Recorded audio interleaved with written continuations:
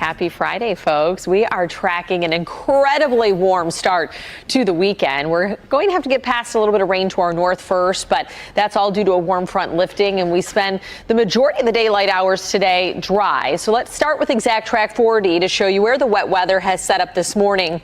That's well north of Saginaw, Grand Rapids, and just clipping the top tier there of the thumb. Now, I'll put Exact Track 4D into motion where you see this is more of an easterly motion, so it's not really sinking too far south. I won't rule out a stray little light shower that could develop across our area this morning, but certainly nothing severe this morning. Better chance for a few storms to develop tonight, and even that will likely be sub-severe. So temperature change.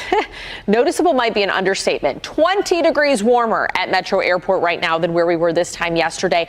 25 degrees warmer in Ann Arbor, and that's the theme across the area. Anywhere from 20 to 25 degrees warmer across southeastern Michigan. We're taking that through the day. So we're starting off in the 50s, 55 over at Metro, 52 in Mount Clemens and Pontiac, 54 in Ann Arbor, and 57 up in Sandusky, where we have a bit more cloud cover through the overnight.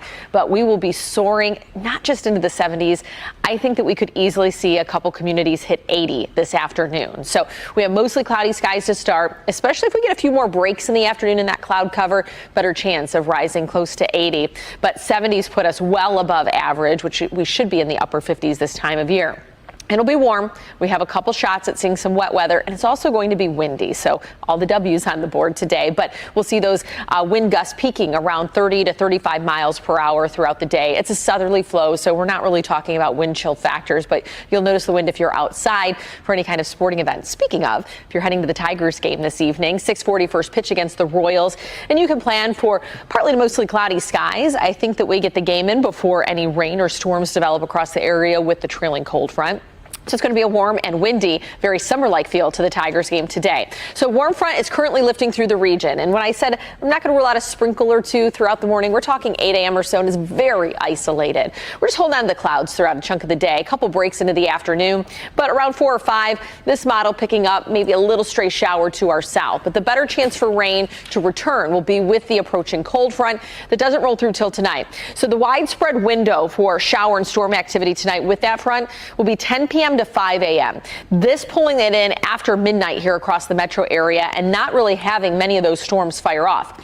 I won't rule it out that we could see maybe 1 or 2 strong storms develop with that line, but I don't anticipate that to be a widespread event. Now, this pulls in the morning rain tomorrow a little bit later, midday. I don't know if it'll be quite that late into the lunch hour. I think it will be with that trailing front. You could have a lingering morning shower, and then we dry things out. So marginal risk for severe weather as we head into tonight. That's been downgraded from where we were yesterday, which was a level 2 slight risk. But if we were to see something develop, wind and hail would be the primary threats. And so one more look at that front passing through where we dry things out throughout the day Saturday. As far as Sunday, warm front's going to be to our south and it lifts. And so by the afternoon, you might see a little shower, but a better chance for rain as we head into Monday of next week. And we will have some warmer temperatures building in.